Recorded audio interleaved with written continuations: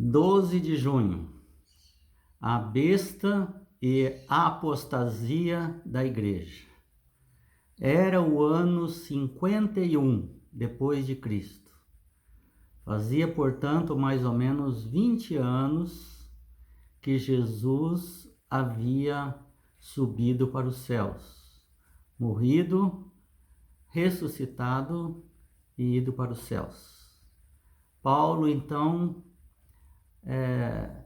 previne a igreja de que algo que estava bom no ano 51, ideal, seguindo todas as orientações de Jesus, a igreja pura, cavalo branco, ela seria manchada. Ela não ficaria por muito tempo daquele jeito. Satanás, no seu trabalho, iria usar pessoas de influência para danificar a igreja em suas doutrinas. Então, isso está previsto na profecia de 2 Tessalonicenses 2, 3 e 4, e 9 até o 12. Então, portanto, 2 Tessalonicenses 2. A vinda do Senhor não virá enquanto não se manifestar o homem da iniquidade. Veja que não tinha homem de iniquidade naquele momento. Filho da perdição, o qual se opõe contra as coisas de Deus, ostentando-se como se fosse o próprio Deus. Aparecerá com toda a eficácia de Satanás, com todo o poder, sinais e prodígios de mentiras e enganos para aqueles que escolheram a mentira em vez da verdade. Então, Deus lhes deixará acreditar na mentira, porque recusaram a verdade.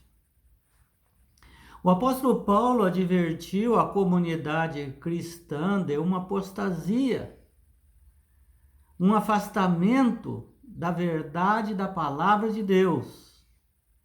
Ele estava preocupado com as sementes dessa apostasia que começava já a crescer ali na igreja do Novo Testamento e que floresceriam nos próximos séculos antes da segunda vinda de Jesus Cristo. Um evangelho falso entraria na igreja, distorcendo a palavra de Deus. Satanás é quem está por trás disso. Ele é o verdadeiro homem da iniquidade, que se levanta contra tudo que se chama Deus e se assenta no santuário de Deus, 2 Tessalonicenses 2,4. Mas o grande enganador trabalha através de influências humanas. Ele não aparece pessoalmente. E ele então realiza seus propósitos através de pessoas, de autoridades. As características distintas em Daniel e Apocalipse revelam que o chifre pequeno de Daniel 7, a besta do Apocalipse 13 e 14 e o homem da iniquidade de 2 Tessalonicenses 2 representam a mesma entidade. Estão falando da mesma coisa. Uma comparação com a profecia de Daniel sobre o poder blasfemo que sucedeu Roma pagã, que foi Roma papal, e com a descrição de João sobre a besta semelhante a leopardo, revela muitas similaridades entre os três relatos que nós citamos. O chifre pequeno, o poder da besta e o homem da iniquidade. Uma trindade satânica. Isso leva à conclusão de que Daniel, Paulo e João falam do mesmo poder. De quem? O papado, que ainda não existia no ano 51 depois de Cristo. Ele iria surgir no final do ano 300 e consolidar até o ano 500. A profecia descreve um sistema religioso que fez concessão em relação à palavra de Deus. Substituiu o evangelho por tradições humanas e se afastou da verdade bíblica.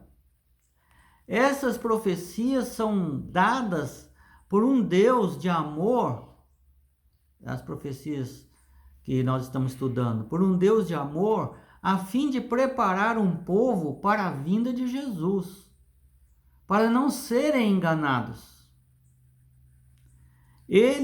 Elas reprovam as organizações religiosas apóstatas que se afastaram das Escrituras. Não é só a religião papal. Você vê que toda religião que guarda o domingo quebrou o mandamento de Deus. Então, estão associados com esse poder da iniquidade, que quer quebrar mesmo as crenças bíblicas originais, com argumentos sem nexo, sem comprovação bíblica. Não existe na Bíblia: você agora não vai guardar mais o sábado, porque Jesus ressuscitou no domingo. Não existe isso. Nenhuma referência. O que existe é que a besta mudou do sábado para o domingo por causa do paganismo que adora o Deus Sol. E as demais religiões seguiram essa alteração que o papado fez, que a besta fez.